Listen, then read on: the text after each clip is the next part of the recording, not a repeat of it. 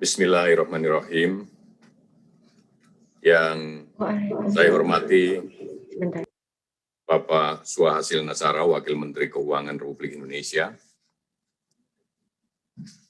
Bapak Kartiko Wiryaatmojo, Wakil Menteri BUMN, para panelis, Bapak Jerry Sambuaga, Wakil Menteri Perdagangan, dan juga Bapak Febrio Nathan Kacaribu, Kepala Badan Kebijakan Fiskal Kementerian Keuangan Republik Indonesia, Bapak Rosan Roslani, Ketua Umum Kadin, Bapak Insinyur Yudhat MM, Deputi Bidang Pengembangan Iklim Penanaman Modal dari BKPM, dan juga Bapak Dr. Insinyur Kasan MM, Dirjen Pengembangan Ekspor Nasional, Bapak Raden Pardede, Sekretaris Eksekutif 1 Komite Penanganan COVID-19 dan PEN, Bapak James P. Walsh, Residen Representatif IMF, Bapak Inarno Jayadi, Direktur Utama Bursa Efek Indonesia, Ibu Lana Sulistianingsih, Kepala Eksekutif Lembaga Penjamin Simpanan, Bapak Wiwi Sasongko, Eksekutif Direktur Nielsen Indonesia, Bapak Billy Boon, CEO Young on Top, Bapak Renal Kasali, Founder Rumah Perubahan, Bapak Catur Pudiarto, Wakil Direktur Utama Bank Rakyat Indonesia dan seluruh jajaran Direksi dan SVP Bank Rakyat Indonesia, Bapak Aris Sudono Surono, Direktur Utama PT Dana Reksa, beserta jajaran manajemen dan karyawan Grup Dana Reksa, Ibu Frederika Widyasari Dewi, Direktur Utama PT Dana Reksa Sekuritas, Bapak Marsangap P. Tamba, Direktur Utama PT Dana Reksa Investment Management, serta para tamu undangan dan rekan-rekan media. Assalamualaikum warahmatullahi wabarakatuh. Selamat pagi, salam sejahtera, Swastiastu, Namo Buddhaya, salam kebajikan.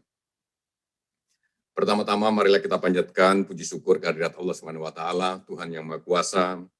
Rasanya kita selalu dilimpahi rahmat, kesehatan, kekuatan, dan juga kesempatan yang luar biasa, di mana alhamdulillah hari ini kita dapat berkumpul dan bersilaturahim, meskipun melalui Zoom, dalam keadaan yang sehat walafiat, pada event yang kita niatkan dengan baik, direncanakan dengan baik, dan juga insya Allah akan menghasilkan hal-hal yang baik pula, yang kita sebut BRI Group Economic Forum 2021, yang mengambil tema Indonesia Economic Recovery Opportunities in the Time of Pandemic. Event ini merupakan kerjasama antara BRI, Dana Reksa Sekuritas BRI, dan Dana Reksa Investment Management. Hadirin yang kami hormati, pandemi COVID-19 yang melanda dunia di tahun 2020 yang lalu menyebabkan kontraksi ekonomi secara global. IMF memproyeksikan pertumbuhan ekonomi dunia tahun 2020 adalah sebesar minus 4,9%. Dan Indonesia sendiri di tahun 2020 mengalami resesi dengan pertumbuhan ekonomi pada kuartal 2 dan kuartal 3 2020 berada pada level minus 5,32% dan kemudian minus 3,49%. Namun demikian, ekonomi outlook di tahun 2021 diproyeksikan akan lebih optimis melalui dan berdasarkan berbagai indikator. Antara lain, yang pertama adalah telah dimulainya distribusi vaksin secara global di awal tahun 2021 ini. IMF memprediksi dampak ekonomi akibat pandemi akan membaik secara gradual di tahun 2021 ini. Dan IMF juga memproyeksikan pertumbuhan ekonomi di tahun 2021 ini sebesar positif 5,4% dengan asumsi pandemi berhasil ditangani.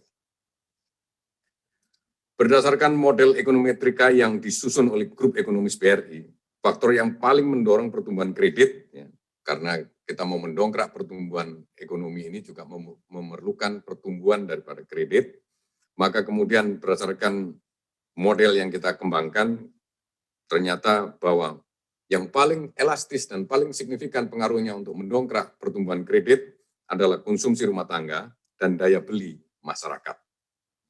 Oleh karena itu, strategic response yang dilakukan oleh BRI untuk menumbuhkan konsumsi rumah tangga dan daya beli masyarakat, antara lain dengan melalui aktivitas BRI untuk mendorong efektivitas dan efisiensi penyaluran berbagai stimulus, terutama dalam rangka mendorong daya beli masyarakat.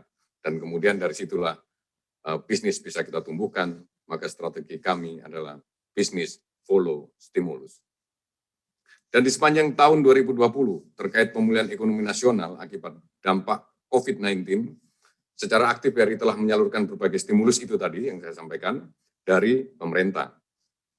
Dan stimulus-stimulus itu antara lain adalah investasi pemerintah sesuai dengan Peraturan Menteri Keuangan nomor 70 yang direvisi menjadi Peraturan Menteri Keuangan nomor 104 tahun 2020, berupa penempatan deposito pemerintah sebesar 15 triliun di BRI, dan kemudian sejumlah yang lain di beberapa bank himbara dan bank lain, telah kami salurkan menjadi kredit 3 kali lipat sebesar 45 triliun dalam rentang waktu kurang dari 3 bulan, karena memang komitmen kami harus menyalurkan kredit 3 kali lipat dari penempatan dana itu dalam waktu 3 bulan.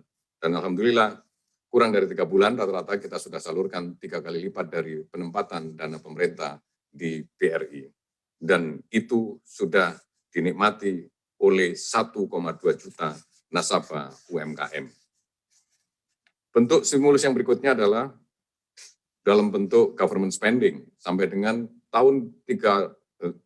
tanggal 31 Desember 2020, BRI aktif menyalurkan berbagai stimulus yang masuk kategori government spending, antara lain adalah subsidi bunga terhadap UMKM, itu diatur dalam PMK nomor 85 tahun 2020, dan nominal 5,5 triliun yang dinikmati oleh 6,6 juta nasabah. Demikian juga diluncurkannya KUR Super Mikro, di mana tiket size-nya maksimal adalah 10 juta, dan itu diatur oleh Permenko nomor 15 tahun 2020, dan telah kami salurkan sebesar 8,6 triliun rupiah kepada 985.000 nasabah KUR Super Mikro. Demikian juga ada subsidi gaji yang diatur dalam Permenaker nomor 14/2020, kami menyalurkannya sejumlah 6,5 triliun rupiah dan penerimanya adalah 5,4 juta penerima. Demikian juga bantuan Presiden produktif untuk usaha mikro BPUM yang diatur dalam Permenkop nomor 6 tahun 2020, maka kami telah menyalurkan 18,6 triliun rupiah dan diterima oleh 7,7 juta penerima. Dan kemudian stimulus yang ketiga adalah stimulus yang berupa penjaminan dari pemerintah, di mana bank didorong untuk tetap menyalurkan kredit, baik kredit baru maupun kredit kepada nasabah-nasabah yang terdampak. Karena risikonya meningkat, maka kemudian bank diberikan jaminan oleh lembaga-lembaga penjaminan yang preminya dibebankan kepada APBN. Bentuk stimulus yang berupa government guarantee ini, di mana sampai dengan tanggal 31 Desember 2020 kita telah menyalurkan kredit dengan penjaminan kepada UMKM sesuai yang diatur dalam Peraturan Menteri Keuangan nomor 71 tahun 2020 sebesar 8,7 triliun kepada 14.000 nasabah. Selain stimulus untuk menyelamatkan UMKM di Indonesia, sampai dengan tanggal 31 Desember 2020, BRI telah melakukan restrukturisasi kredit mengikuti arahan-arahan dan ketentuan kebijakan restrukturisasi kredit yang dikeluarkan oleh OJK berdasarkan Peraturan OJK nomor 11 tahun 2020, dan jumlah kredit yang kita restrukturisasi telah menurun dibandingkan kuartal 3 tahun 2020 yang mencapai lebih dari 200 triliun, tetapi di Desember 2020 jumlah yang direstrukturisasi sudah melandai bahkan menurun menjadi 186 triliun, itu atas nama 2,8 juta nasabah, terutama UMKM.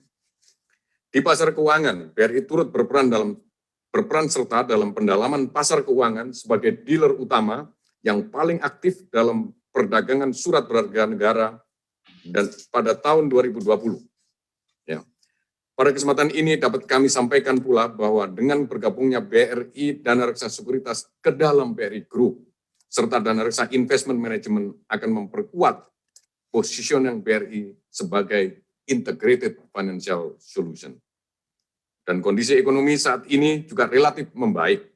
Selain GDP Indonesia yang sudah membaik di Q3 2020, yakni tadi saya sampaikan, minus memang, tapi minusnya mengecil dari 5,32 menjadi minus 3,49% dari sebelumnya. Dan juga membaiknya indikator-indikator yang lain, antara lain adalah nilai tukar rupiah pernah menyentuh level terendah terhadap US dollar di angka 16.608 di akhir kuartal 1 2020, lalu terus menguat hingga sekitar 13.956 rupiah per US dollar untuk menutup akhir tahun 2020. Pasar surat berharga negara juga yang pernah tertekan sampai level imbal hasil 10 tahun di 8,4%, saat ini menguat menjadi 6,3%. Selain karena berbagai stimulus pemerintah, kondisi tersebut juga didorong kebijakan yang tepat dan akomodatif, antara lain triple intervention, penurunan giro wajib minimum (GWM), dan penurunan suku bunga acuan oleh Bank Indonesia, sehingga nilai tukar dan inflasi tetap terjaga sesuai dengan kondisi fundamentalnya. Penguatan kewenangan LPS untuk melaksanakan langkah-langkah penanganan yang bersifat antisipatif dalam rangka menangani ancaman terhadap stabilitas sistem keuangan. Juga semoga pandemi ini membuat kita semakin resilient dan semoga di tahun 2021 perekonomian Indonesia dan dunia dapat segera pulih serta bisa tumbuh secara sustain bahkan lebih baik dari periode sebelum pandemi. Demikian sambutan dari kami, semoga kegiatan ini mendapat ridho dari Allah Subhanahu wa taala serta mampu memberikan manfaat bagi semua pihak yang terkait. Assalamualaikum warahmatullahi wabarakatuh.